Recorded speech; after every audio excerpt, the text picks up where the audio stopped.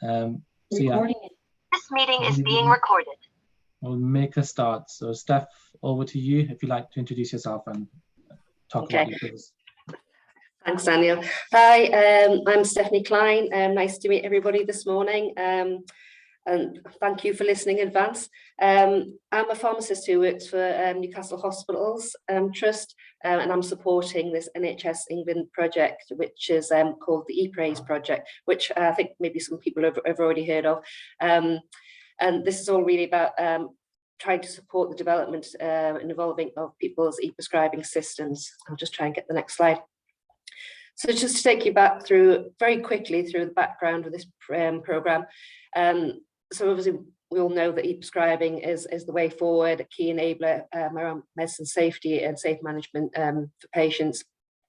But we all acknowledge that people go at different sort of paces in developing this, and there is a great variability in different vendors, versions, resources, and how much sort of input there is from local teams into implementing e-prescribing.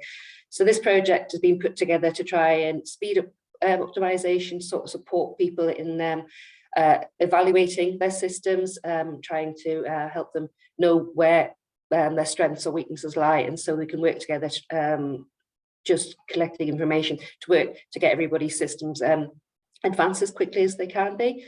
So we did start back in 2019 with the first version, which was very rough and ready pilot, and we had some learning from that.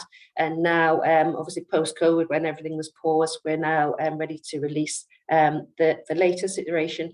So I'm just going to quickly go through this. So as I said, this is the second iteration of this tool. It's something we run on an annual basis, so people can access it for a window of about 4 to 6 weeks, because we try to get everybody to focus their work. They can interact with the tool, and then we get results out, and then we can evaluate that in different ways, and then we try to feed back to the system quickly as we can, and what we learn collectively, sort of strengths and weaknesses of systems, or where people are wanting to go with their implementation.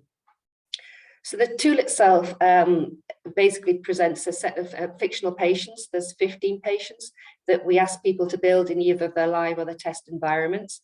And then that takes about an hour, depending on how much you're able to put into the system. And then we ask people to run a number of tests. There's 47 tests in all in the current version, and you run those through against the patients, and that probably test phase takes about an hour. And then you get an assessment report provided in real time. Now, the way in which it works, obviously, we've got tests. We don't tell people what those tests are. There are some controls in there because we're looking for things not being mitigated at all, or maybe being over mitigated. So, for example, you might get a test and you'll be asked to run that test against the specific patient, and then you'll be asked to record whether the prescription went through fine, there was no interventions, or you had to go through, but some interventions had to be made. There was an advisory alert, or an advisory or an alert comes up, and you'll be asked to sort of give more information about that. Or it might be that your system just doesn't let you prescribe it, and it's a hard stop. Again, we'll ask you to record that, and it's very self-explanatory, very intuitive as you go through. You just click the buttons through. What we do ask is that people very much do what they're asked in that, particularly as pharmacists, people it's maybe autocorrect things, put things in that they think are the right things, just without knowing it. So we ask people to be very literal in how they interpret what they're asked to do in the tool, so they can get the best results out at the end of it.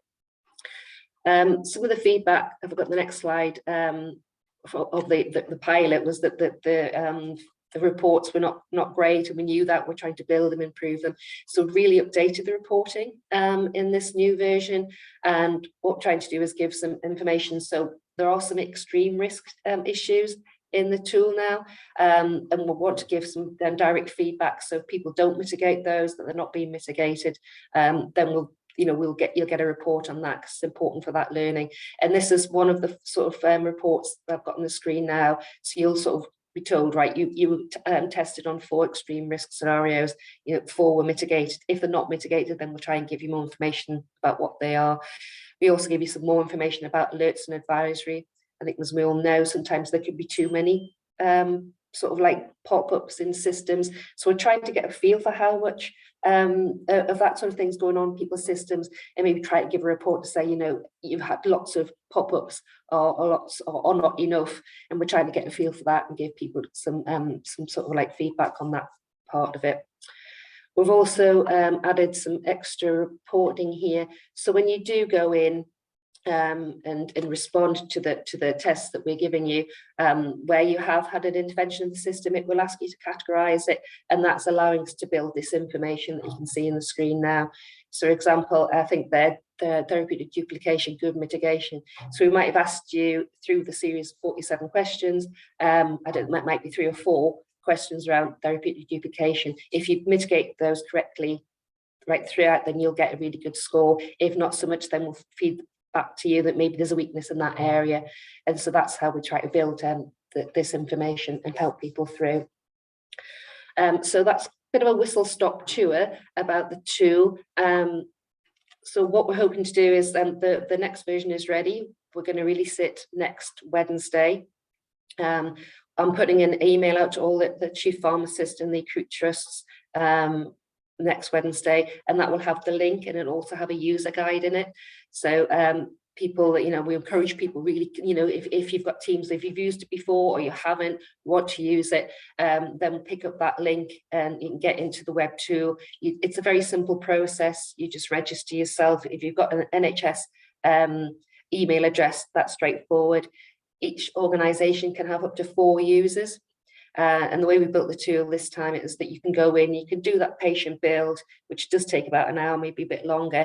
Then you can stop there. It will remember where you're up to, and then you can have a break, and then you can go in and run your tests separately.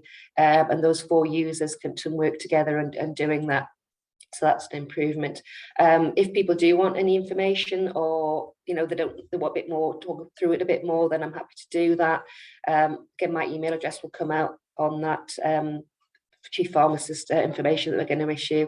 And really, we just want everybody to sort of engage with it, because the more people that do, the better it will be. We have asked for some feedback. I mean, we're going to have this window of 4 to 6 weeks when it's open. We know people are under pressure with lots of things at work. So if people need a bit more time to do that, if they let us know, then we can look at extending it. And I think that's probably it. Was that quick enough, Daniel? Can't hear you. That's great. Thank you, Steph. So I think it's probably just worth sharing as well that we do have another way people can share their details is through the Menti. And at this point, I will share my screen, Steph. Would you like them to share? Stop sharing. Yeah, so I'll go to the Menti. So this is, so we were asking people to complete the first 4 questions because the 5th one is on ePraise. So this is a form for sorry, I'm just waiting for this to go to the next slide. So yeah, so when people click on this link, on my version, you can't see the form, but when colleagues click on their version, they should have 4 questions, and they can enter the details. If they would like more information on ePraise launch, then they can, and then we will collate the information and get back to you. So it'd be great if you can do that now. You should be able to, if you haven't even answered the previous question, you can do that now, as you'll be able to move freely through the slides. I think that Steph, do you have is there anything else you'd like to add? No, I think if people sign up to that would be great, or they know the people in the organisations that would want to sign up to it. That'd be brilliant if they could put that in. If we can collect that information, then I can, as well as sending that sort of launch letter to the chief pharmacist, I can send the user guide and the information they need directly to them as well. So which might be quite a bit quicker, and then people can get on with it and share it with their colleagues if they need to. So it'd be brilliant if people could promote it through this route and sign up here. That would be really, really helpful. Thank you.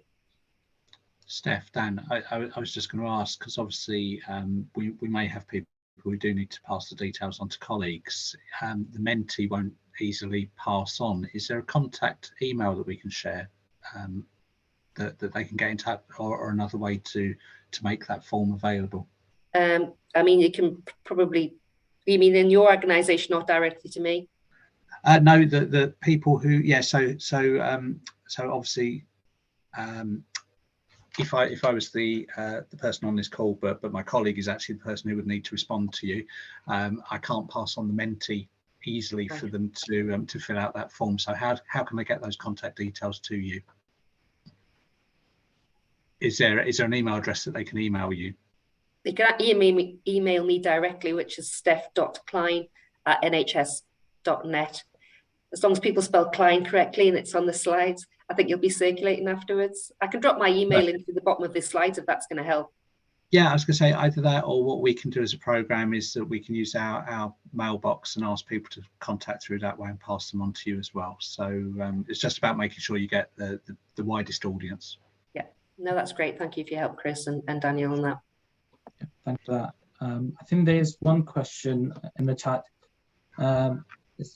It says, will the link this version be available?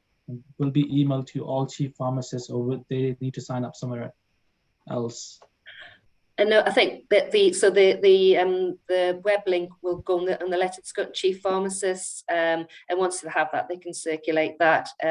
We're not putting it out directly here because it's not officially open until next Wednesday. If anybody does manage to get through the link, everything will be wiped ahead of that, so we don't want people sort of interacting with it. So I'm sorry, apologies for not doing a big show of the link today. It's just so we don't disappoint people by preempting the proper launch day. So but we'll be sending that out, and we'll be sending that out next week.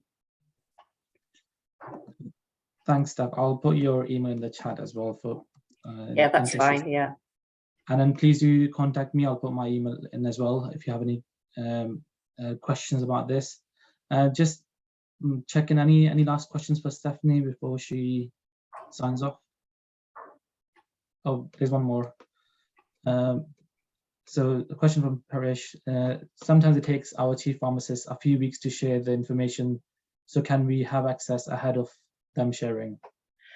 Yeah. I mean, it'll be available to access from next Wednesday. But by signing up to your system there and letting us have your email address, I can send it directly to you.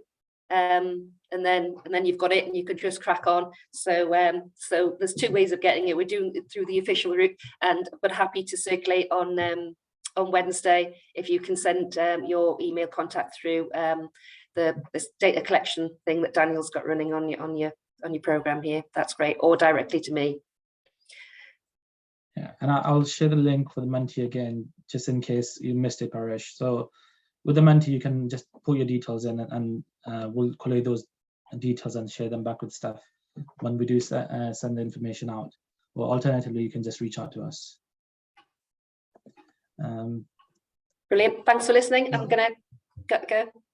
Thank you. Thanks everyone. Enjoy the rest of the day. Thanks. So just checking, is Rob on the call? Rob is. So Rob, yeah, are you? So I think Rob is here to talk about dose syntax, specifically covering administration and fusion via implementation guidance. So Rob, if you don't mind introducing yourself. And yeah, hi everyone. Yeah, Rob Gooch, Principal Technical Architect within NHS England. Hi everyone. If you let me share the screen. Oh, you have? Good stuff. Right, I'm going to share my entire desktop, or one of my screens. Hopefully you're seeing a screen with a presentation on it, and then a web browser just in the background, because I'll be clicking between the two. So yeah, that's good. Yeah, right then. So dose syntax. For those who are earlier when we were hearing from Bill Lush, he talked about the dose syntax a few times. So this is logically kind of extends from what Bill was talking about. So I'm going to talk about fired dosage, tell you what it is, why it matters, how does it work, and where can you get help and guidance. So it's going to be very simple about description of how it works. I'm not going to go into all the details because there's lots and lots of details. For those who have seen the fired dosage stuff before, there'll be a bit of a refresher for the first 5-10 minutes. But then over the last few months, we have added a bit more into our guidance, our implementation guidance about dose syntax.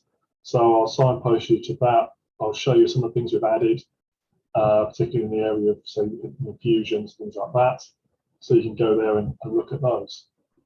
So I'm going to be looking at that screen over there now. So just that's why I'm looking at different directions. So fire dosage. The first thing you want to know is, well, what is fire dosage? So fire is the Interop standard, fast healthcare interoperability resources. There's a sentence there that's the official definition of the fire of the dosage structure within fire that defines the general dosage instruction information, typically then represented in a medication request. Please give the medication this, and this is the dose, or in a medication dispense, I'm dispensing this medication for this dose. And for medication statements, the patient is on this medication and this dose. What that actually means in practice is the fire dosage is a data structure within the fire standard, which breaks a dosage instruction down into logical parts. And for most of those logical parts, the data can be fully coded, therefore it can be fully machine readable. And there's lots of reasons why that's a good thing I'll get to in a couple of seconds. So we can break it down into specific coded timing instructions, coded route information, coded site, coded method, various coded things, as well as you can have some things expressed as text where there isn't code. And it works alongside the coded medication. So what you saw earlier with Bill would be used the coded medication within D&D. So every drug at every sort of conceptual level of the drug, going from the generic BTMs, the virtual therapeutic moieties, down to actual medicinal product packs, they all have a D&D code and they have a D&D description. So you get all that stuff, bottom left of the slide, from D&D. But D&D doesn't tell you the dose, doesn't tell you it's take 3 tablets twice a day for 6 days or anything like that.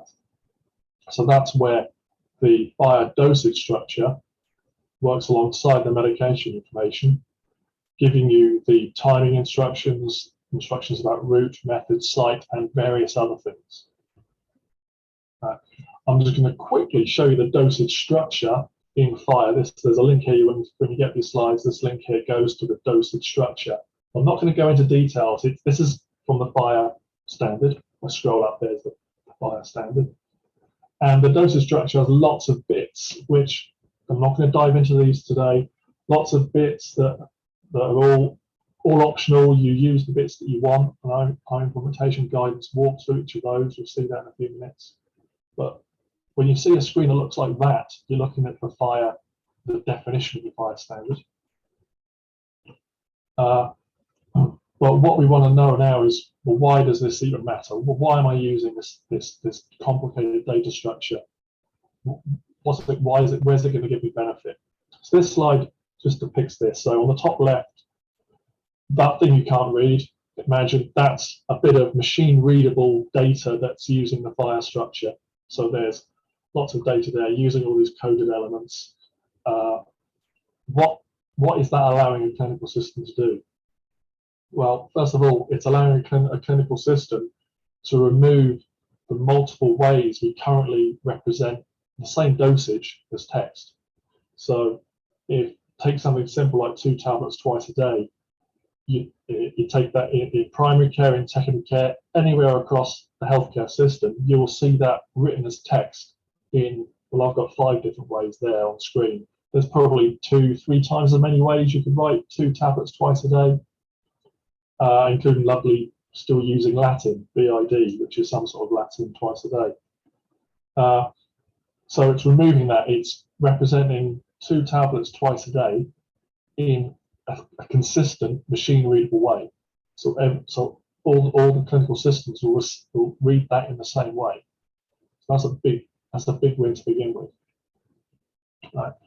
And that then all aids clinical decision support, because your clinical systems can now do much more aiding the clinician for cumulative dose checking, for range checking of dosage, all the things that you do with dosages to check, is this safe?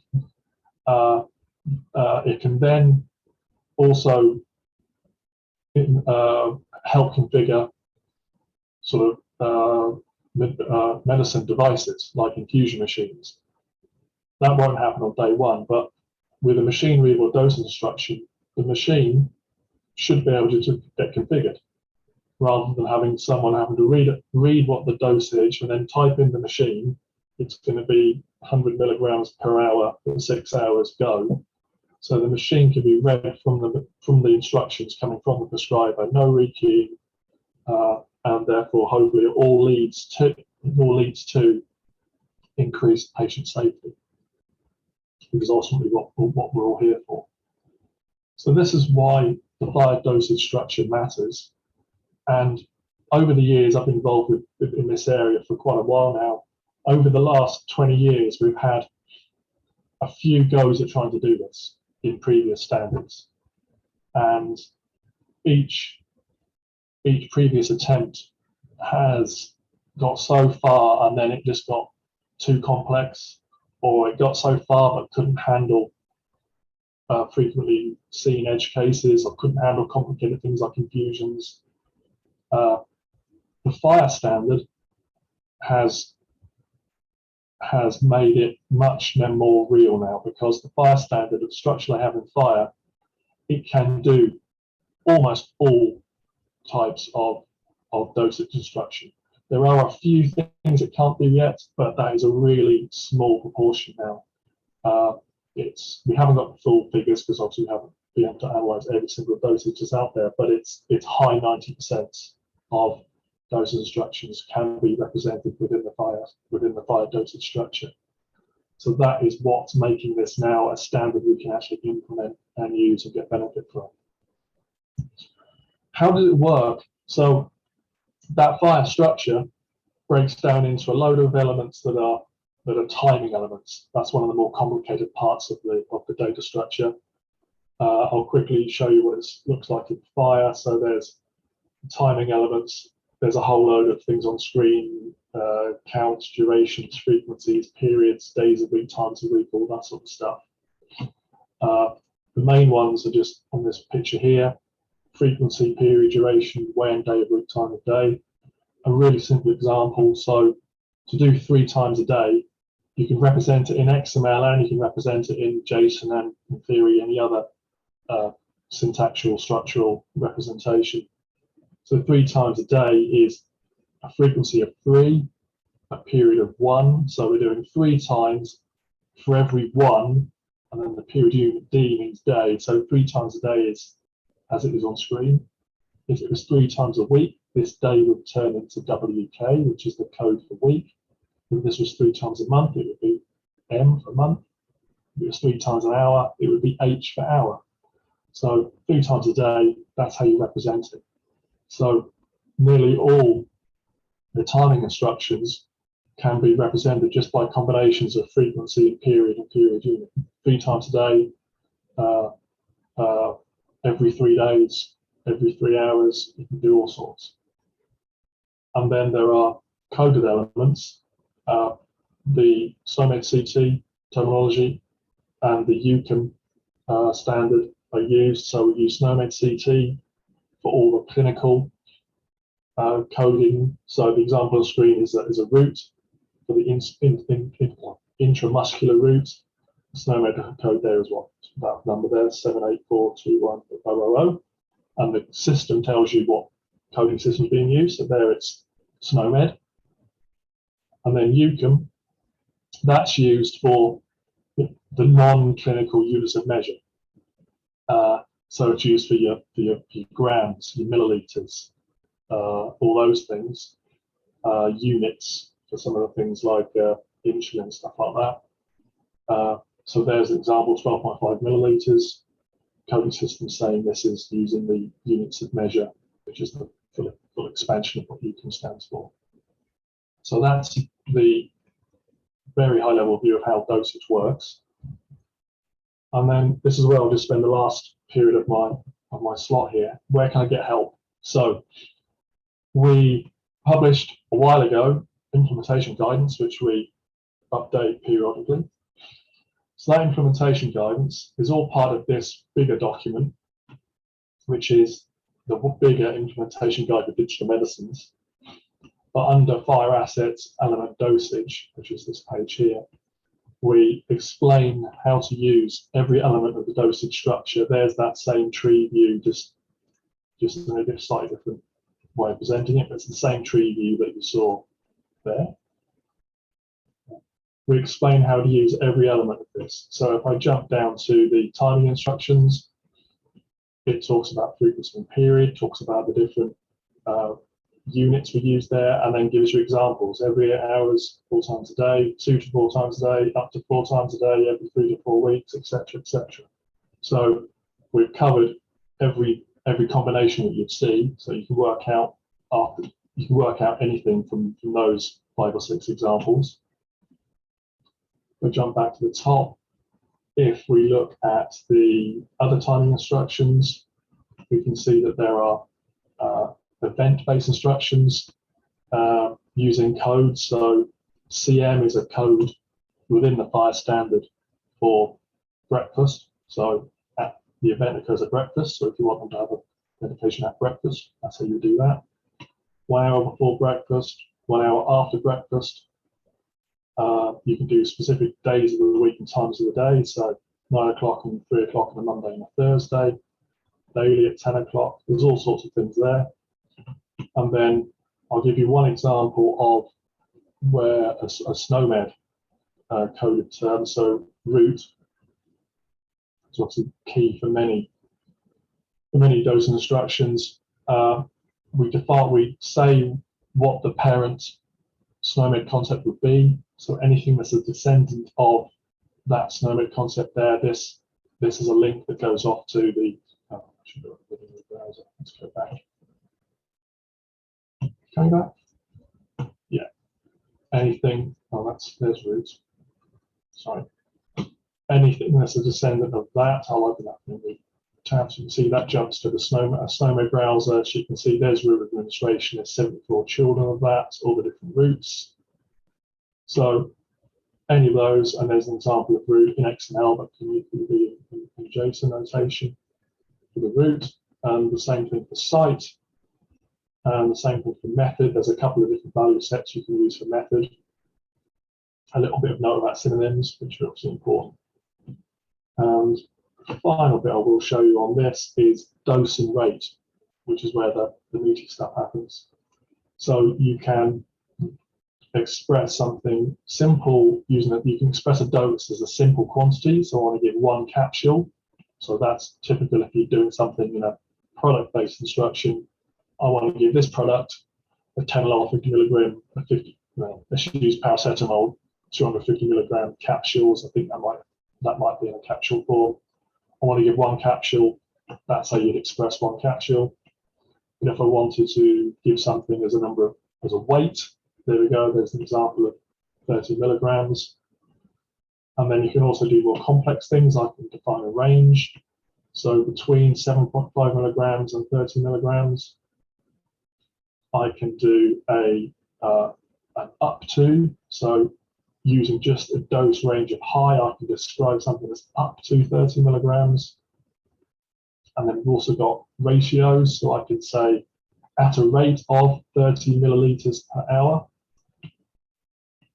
And we can say there's different ways of doing this. So we can say we can use at a rate of 30 milliliters per hour using a rate quantity. So you can use a rate quantity or you can use a rate ratio.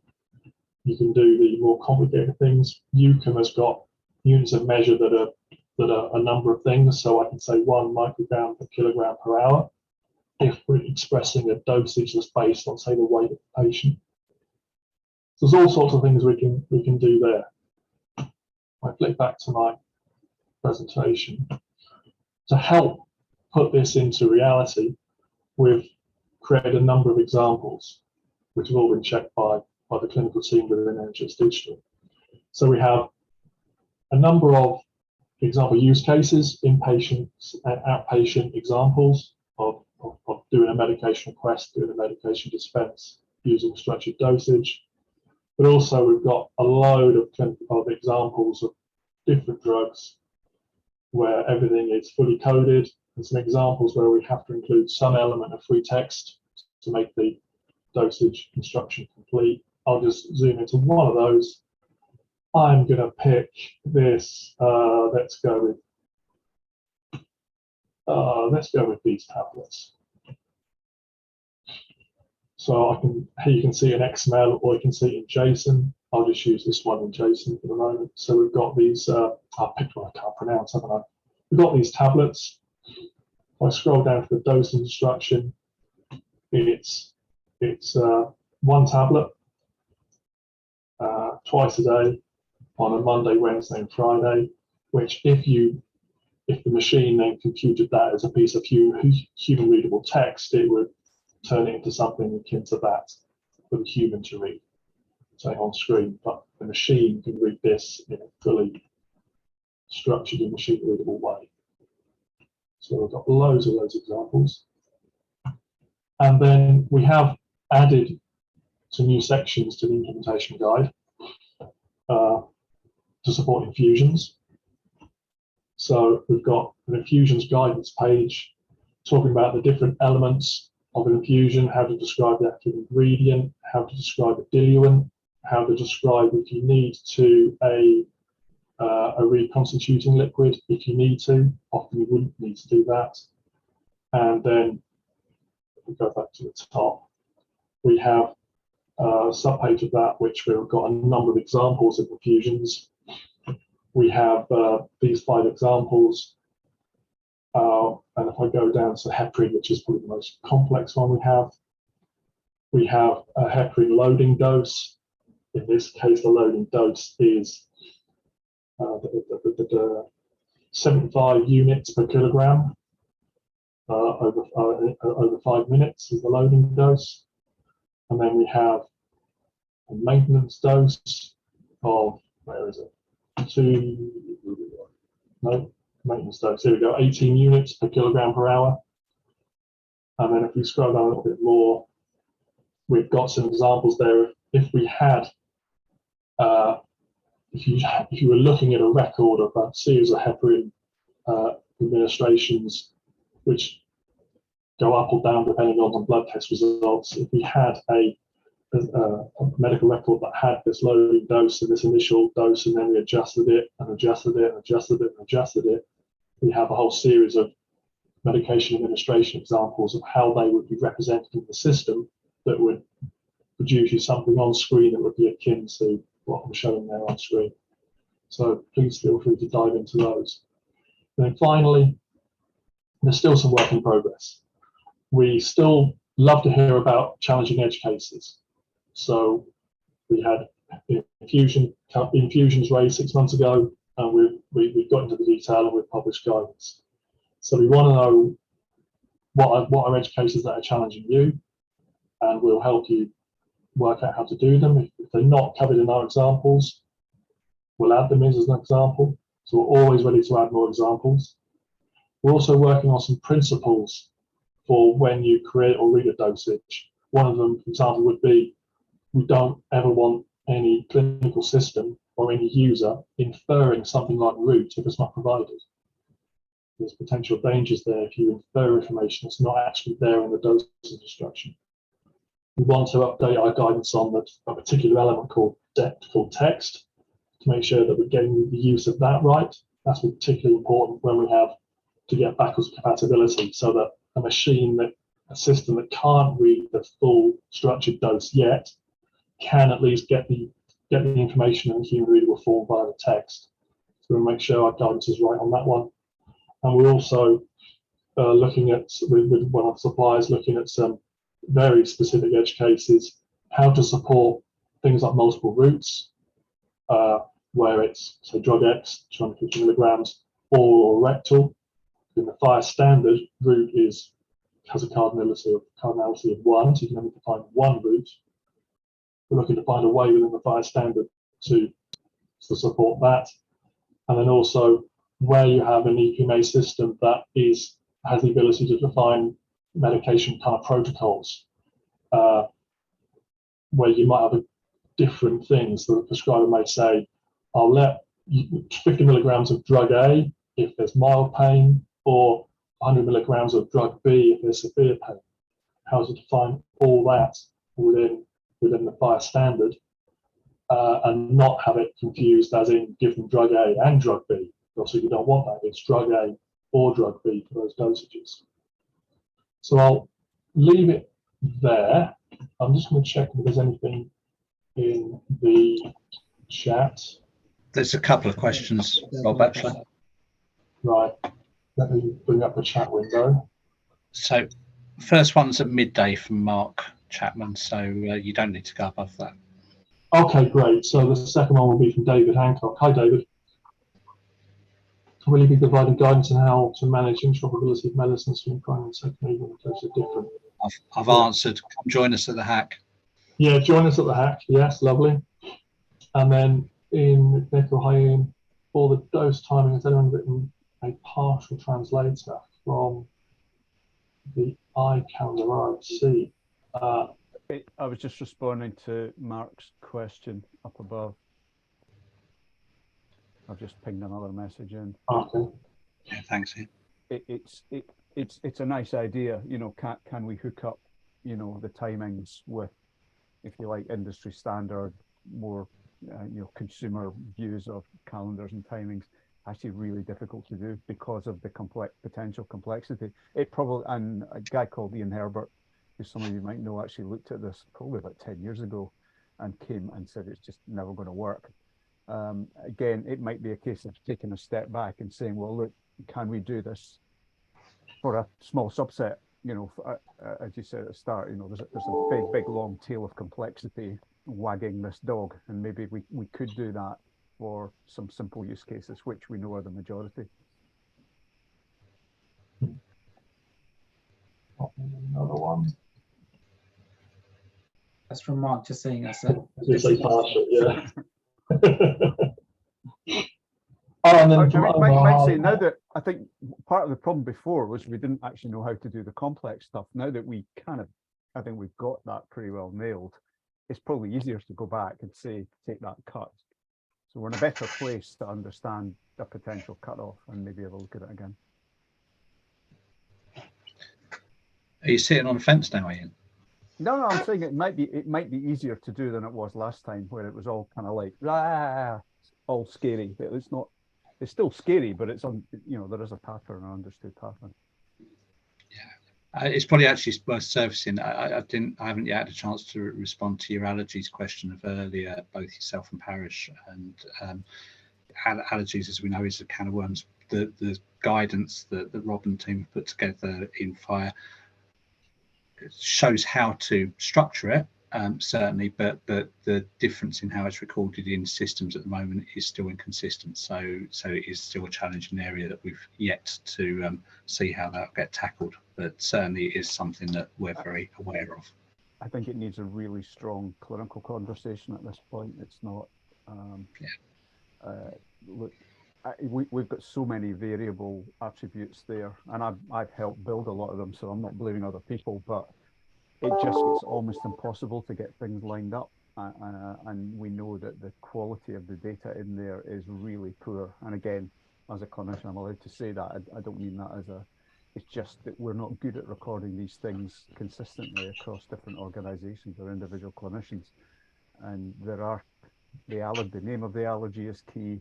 And I think what happened is key, and everything else is fluff. And we may just have to have a strong conversation about making, otherwise we're going to get stuck when making this work. Yeah, so certainly we recognise that the challenge is there. Obviously, we've yet to tackle it in more detail, but I think you're absolutely right. It's something that needs to go through the clinical route. Okay. Mike, Any do you more want to questions say for? I was just going to say, any more questions for Rob, or just generally any other questions for Chris or Shazad even, from the first session? I know it's been a while. Things will come up through the day. It's fine. Okay. So I think we, so thanks, Rob. I think we can probably move on to the next session, which is, so Paul, Steph, and Shazad Ali, will, Paul Wright, Steph Garty, and Shazad Ali are presenting on the medicines optimization digital learning network community of practice. So I think they'll just take you through the community of practice forum. So I will just hand over to them. So if you can please introduce yourself and just yeah, over to you guys.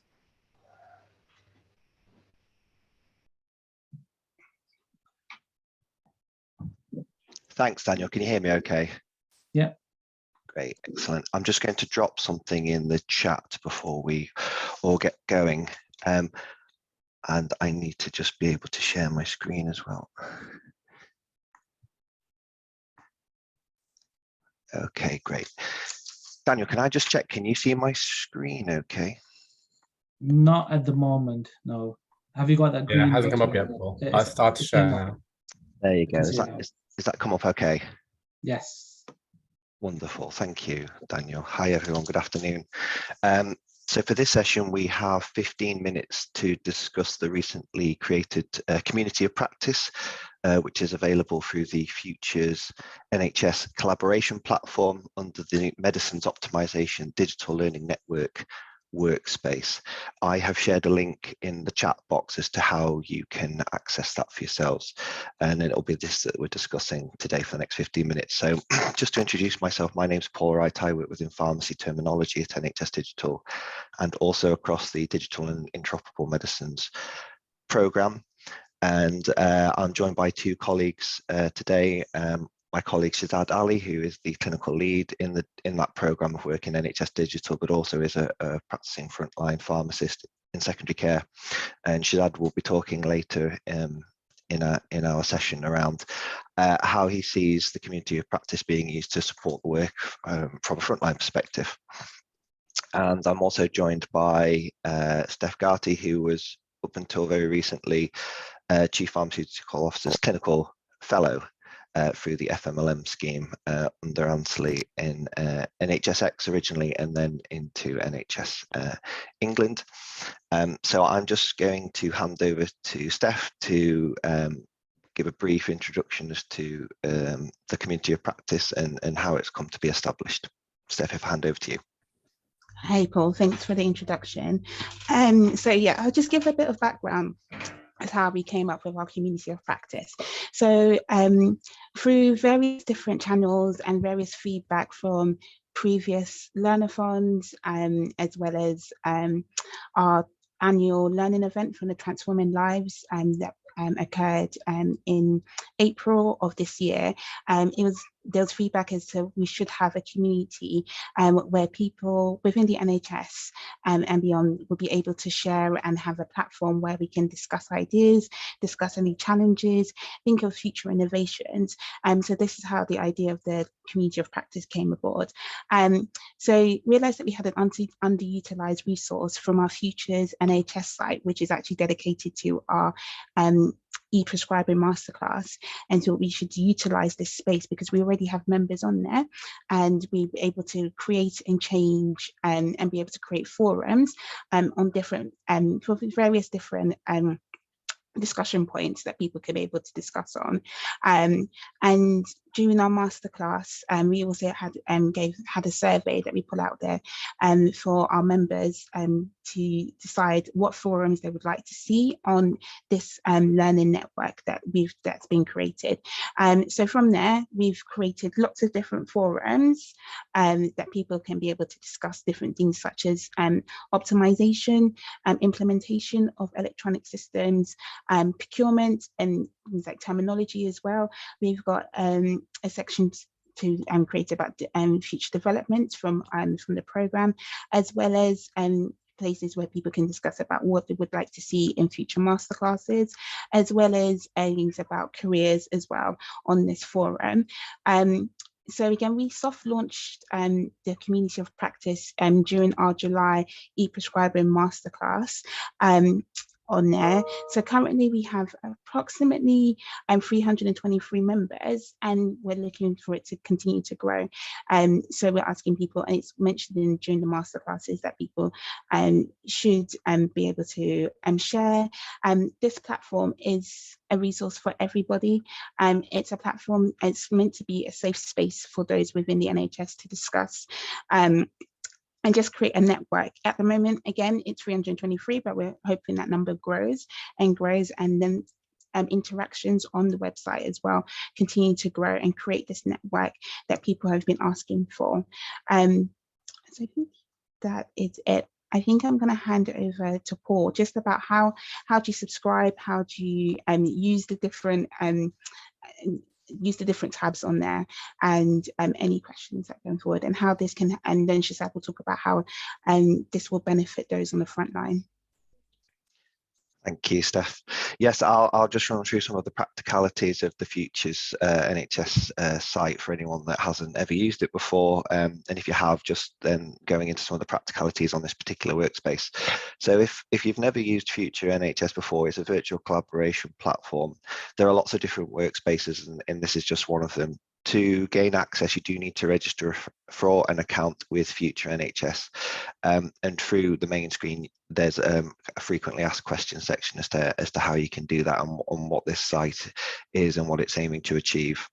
But to register for this particular workspace, I've sent the link now in the chat, and once you've done that, you will have to register to sign up as a member, and then you'll be accepted through the administrators, and then we'll come in. And as Steph says, there's around 320 odd members at the moment, so a really good number, and obviously the more we can get on and the more people interacting and sharing on this space, then the better for everyone. I'll just talk about navigating this content. So these radio buttons here then take you through to content on the workspace. So those who attend the prescribing masterclasses, they can gain access to those and the recordings on there through this button here. For those who have accessed the prescribing toolkit, that is also available here. And blog articles are also posted roughly every monthly or 2 monthly on this workspace as well, and you can gain access to those. The community of practice, which we've talked about and we'll just go into, it is here. There's also a network directory that we're asking people who are signed up to this workplace to add their professional details, and that can give people the opportunity to look through that and see who else is on this workspace, and look at how you can contact them, and also what part of the journey they're in regarding their digital journey and implementation, etc. All with an opportunity to help connect people who have got similar ideas or who can share knowledge, etc. We have a frequently asked questions as to how to use this workspace as well. I will move on to explaining how we can subscribe to alerts currently. We've got a link to our webpage for the program as well. And also, though, if you have any suggestions and feedback as to how this workspace could be improved, or the community of practice can be improved, or additional content that you would like to see, for example, if there are forums on there that you would like to see added, then we can add those too. So just in terms of the community of practice, at the moment we have a number of forums, as Stephanie has discussed with us, all for different reasons, for different discussions, and we're encouraging the network to come together to connect and communicate and share resources, share ideas, etc. A number of these are monitored by people within the program at a national level, so we can see what conversations are happening, and we can obviously signpost people to information where we feel that that's necessary, or we can contribute to conversation. But we very much see this driven by people in the network and what they want to see. Just to let you know that in this top corner here, you'll see this kind of green radio button on any page which is of particular interest to you, and I've done it with all of them. So I can monitor this. If you click on that, it will turn green. By turning green, any updates to content, you will be notified through email at a frequency which you choose when you register through the Future. So there's notifications as to how you can get updates to this information. As I said, the forums that are currently exist have been created off the back of feedback that we've had from people through the Prescribing Masterclass and also the national events as well. So we feel that we've hopefully got a good coverage as to the things that people will want to use and see on here. But obviously, if there are additional ones, then please feedback and we can create those for you.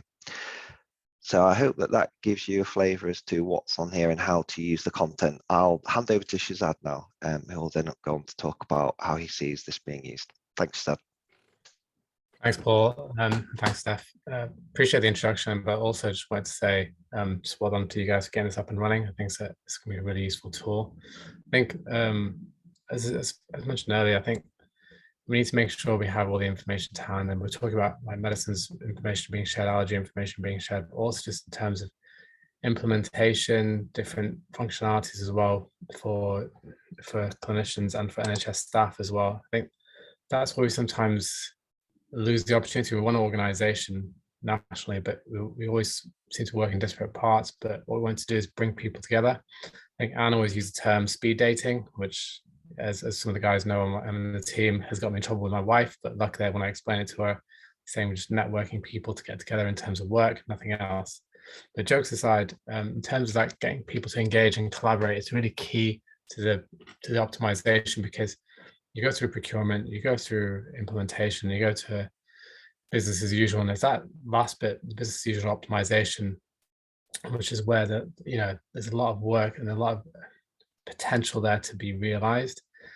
And that's not always the case. It's the kind of analogy I always use is some people have a couple of apps on their iPhone, like my parents would use, just normal things, camera, text messaging, etc. But then there's so much more in terms of the functionality that's available on the technology we have. And the same is true for the electronic patient record. Gartner recently had a survey done on all different EPRs, and they found a huge difference in the optimization of different systems and the opportunities they have.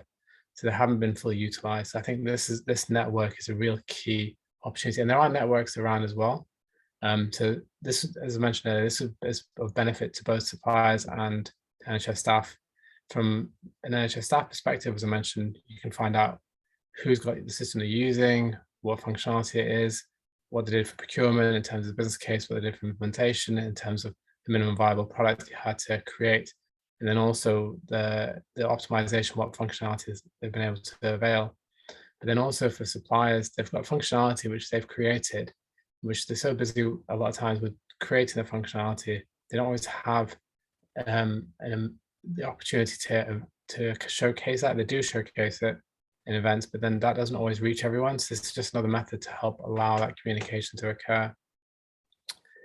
And we just had a recent implementation as well at the hospital I work at, and there was a lot of similar things that occurred within that implementation that could have been improved because we hadn't had the ability to really share that information. So I think this network, and I think other networks that are available as well, but we're just trying to help facilitate those conversations, that learning, and that information to grow potentially as well.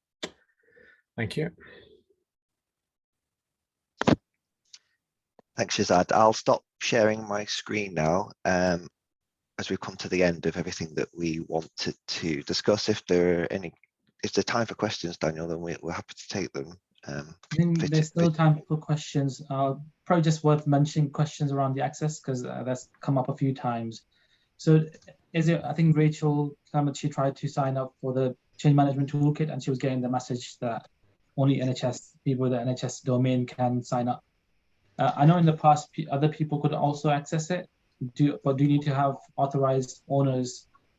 And if so, do you have the contacts in case if people need to reach out to them? Yeah, so my understanding is in terms of future NHS as a platform, you can self-register via NHS email addresses, and there are a number of those as an example. You can request to join if you do have other emails, and you have to go through a registration process. So that's in relation to the platform itself. You then obviously have to be accepted into the workspace. So it may be worth picking up with Rachel exactly where the barrier lies. And we can help with that. So I can drop in my email address, Rachel, and we can discuss that. individually. If there's anybody else obviously that has any issues, then you can please feel free to use my email address. It's just gone into the chat, so there is that. Yeah, we can have a look at that for you. Thanks, Paul. Any other questions? I think there's one from Gemma Binns. Hi Paul, is this specific to prescribing, any relevance to dispensing systems? So the community of practice is anyone of interest with digital medicines. Thanks, Tyler. With digital medicines projects, so it isn't limited to prescribing. It can be anything to do with digital medicines. Obviously, the prescribing masterclasses have been a core component of that particular network. But in terms of forums, in terms of conversation, we are keen for people to discuss whatever topic is relevant in terms of digital medicine. So no, there isn't a limitation on what can be discussed. And David Hancock, my question on access to future, so far more general as I would. Okay, so again, David, if you want to email me personally, again, we can discuss that as well. Thanks, Paul. Any other questions apart from access Sorry, issues? this is David. It's more generally about all the collaboration spaces on futures.nhs.uk. You know, and Ian's made the point below. You know, even if we don't have an NHS address because we don't work for the NHS, we are supporting NHS organisations. Now, I've previously been part of interoperability a collaboration space, but then I had to know who the owner was and actually had to go and seek them out and request to be able to join it. That's quite a tough thing for people from the supplier community or have you to do. So, you know, all those spaces that are being described today, could you provide the names of the owners for us so we could then go to them and then you can decide whether we can join? But I think that's really important because it's a two-way street, and many of the customers we work with are actually not aware of them, and we actually help them by educating them to be able to get onto these and do this. Sure, yeah, I can look into that for you. I mean, I just to let you know, I'm a manager for this particular workspace, of course, David, but we can pick that up with you, yeah. Thank you. Any final questions? So thank you, Paul, Shazad, and Steph. I think that's probably it in terms of this session. Just before we move on to the lunch break, I think it's probably just worth mentioning, I will share the Menti link again in the chat, and I would really urge you to please complete the first 5 questions that we've had so far. I think that will really help us understand what your requirements are. And I think a really good example of that was the change management toolkit. So as Arlene was sharing her slides, and she was showing how one of the responses was that people needed some help around the change management, which is why they started developing the toolkit. So I think if it'd be great if you can just respond to those questions in your own time, and then yeah, we'll collate the responses and start working through them. That's it from me for now. I think we've got half an hour lunch break, so if we would like to, if we can all reconvene at 1 o'clock, that would be great. Thank you so much.